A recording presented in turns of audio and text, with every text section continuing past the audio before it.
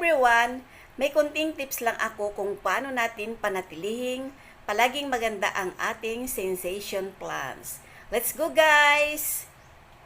So, kukunin natin yung egg white. Ayan lang guys, oh. Tatanggalin lang natin yung egg white. Ayan na guys. Pupunasan muna natin guys yung mga dahon nitong sensation para matanggal ang alikabok. Ang egg white. Pupunasan natin lahat yan. May delivery guys. May delivery ako sa Lazada. Ito na yung egg white. Ito na guys, oh. Ayan.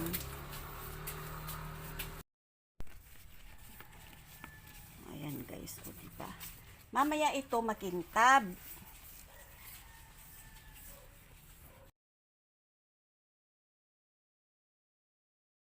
Ito na ang result guys, oh. Ayan, oh. Makintab na. Oh, diba? Ganda, makintab.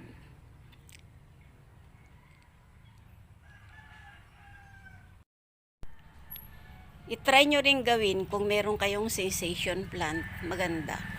Meron din akong binibenta dito guys. Baka gusto nyong bumili. Mura lang. Ganda no? My sensation plant.